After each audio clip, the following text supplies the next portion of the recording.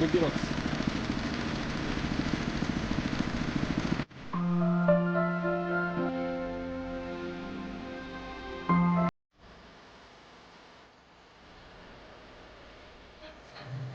કેટલા છે? 5 કરોડ થઈ જાય, 10 કરોડ 15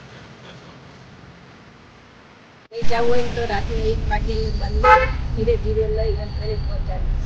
શેરડી અહીંયા અમે મૂકતા નથી. શેરડી અહીં મૂકે તો લોકો લઈ જાય, ગાયો ખાઈ જાય. લોકો તો ન લે, ગાયો ઘરે લઈ જઈએ. સરે શેરડી ની કરે શેરડી બધી હોય તો છોકરો તમારી જોડે જ રહેતો હતો અને લગ્ન છોકરાના લગ્ન થઈ ગયા નહીં, પેલા શેરડી બાબુ છે. એટલે 12 વર્ષનો પરિવાર બહુ મોટો થઈ ગયો છે.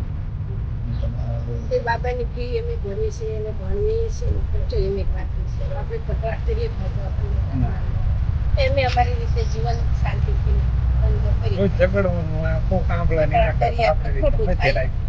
વર્ષથી કોરોનામાં 2 વર્ષ ચાલ્યું, આ વર્ષ ચાલ્યું એ આ બે કોઈ ક્યાં આપ્યો મતલબ ભુવાની નુકસાન બે જ રહેતા. રસ્તો ઓલરેડી પહેલેથી જ આવો પાયો. તમે કીધો ને તમને કેવો લાગે? એકદમ મીઠો, એકદમ મીઠો, એક નંબર. કોઈ દી દગો નથી કરતા. છોકરો નાનું છોકરું આવે તો આવો જ થાય. એ દગો બરોબર. રસમાં એકદમ શુદ્ધતા છે. તમે જોઈ શકો છો, ચોખ્ખાઈ પણ એટલી એકદમ રાખે છે. શેરડી પણ એકદમ ચોખ્ખી એકદમ શેરડી રાખે છે. બરફ પણ એકદમ પ્યોર બરફ રાખે છે. એવું નથી કે કેમિકલ વાળો કે એવો બરફ. ઘરેથી એ બરફ બનાવીને પણ લાવે છે. ઘણી વાર બરફ તૂટી જાય ત્યારે ઘરનો બરફ પણ અહીંયા યુઝ કરે છે. એટલે એકદમ ચોખ્ખાઈ એકદમ કમ્પ્લીટ છે. અને 3 વર્ષથી આ દાદા અહીંયા ગાંધીનગરમાં ધંધો કરે છે. અને કાકા તમારા છોકરાઓને એવું શું કરે છે? મારો છોકરો રિક્ષા ચલાવે. રિક્ષા ચલાવે એક જ છે. છોકરો રિક્ષા ચલાવે છે. અને આ રીતે રોજની કેટલી કમાણી થતી હતી? રોજની સાહેબ નક્કી ન કહેવાય. ઘરાક આવ્યા વખતે આગળ 1500 એ થાય, 2000 એ થાય. એટલે ખાલી 1500 થી 2000 રૂપિયા રોજના કામ કરે છે. પ્લસ જે દિવસે ઘરાકી થઈ હોય એ દિવસે. અને કાકા 3 મહિના ધારો કે આ 3 કે 4 મહિનાનો બસ પછી તમે શું કરો? પછી કાંઈ નહીં. આ દઉં છું. કાકાને આંખે પણ નથી દેખાતું. આંખે બહુ જ ઓછું દેખાય છે. એમને એકદમ થોડું દેખાય છે આંખે. તે છતાં પણ આ શેરડીના રસનું કામ કરે છે માજી અને કાકા બંને. કાકા તમારી ઉંમર કેટલી છે? મારી ઉંમર 62 62 વર્ષ. માજી તમારી 61. માજી 61 વર્ષના છે, કાકા 62 વર્ષના. આ ઉંમરે પણ આ કામ કરે છે ને મહેનતથી જિંદગી વિતાવવાનું નક્કી કરે છે. કાકા શેરડીની પસંદગી જે તમે કરો છો, આ શેરડીની અંદર કેવી રીતે તમે આમ શેરડીમાં ધ્યાન શું રાખવાનું સાહેબ? કે આ કાતળી લાંબી હોવી જોઈએ, આમ ટૂંકી ન હોય જોઈએ. ટૂંકી હોય તો એનો રસ, આ ગાંઠ મીઠી ન હોય. મીઠી ના હોય. આ મીઠો ભાગ હોય. એટલે નાના હોય તો મીઠાશ ઓછી થઈ જાય.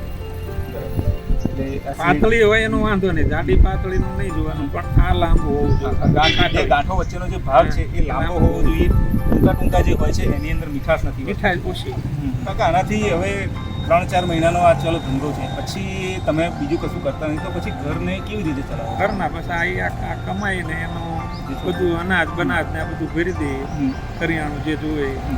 કરકસરવાળી જિંદગી જ કરવી પડે છે. હા. તો મિત્રો આ કાકા બહુ જ મહેનતથી કામ કરે છે. એમને 3-4 મહિનાનો આ ધંધો છે.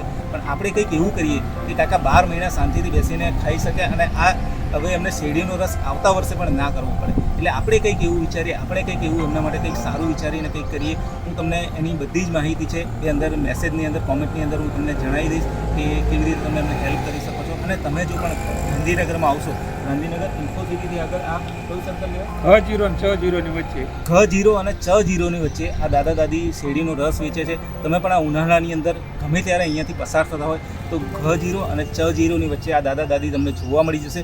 અને તમે અહીંયા આવી અને એમનો શેરડીનો રસ જરૂર પીજો. કારણ કે 12 વાગ્યા સુધી મળશે. રાતના 12 વાગ્યા સુધી, સવારે 9 થી ને રાતના 12 વાગ્યા સુધી. સવારે 9 થી લઈ અને રાત્રે 12 વાગ્યા સુધી આ કાકા કાકી શેરડીનો રસ કાઢે છે. પછી લારીની સફાઈ કરીને રાત્રે ઘરે કેટલા વાગે પહોંચે?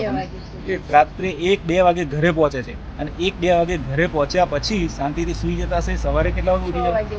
બોલો, સવારે 6 વાગે ઉઠી જાય છે. એટલે ઊંઘ પણ પૂરી નથી થતી. તે છતાં પણ મહેનત કરીને જિંદગી વિતાવે છે. ખરેખર સલામ છે દાદા દાદીને.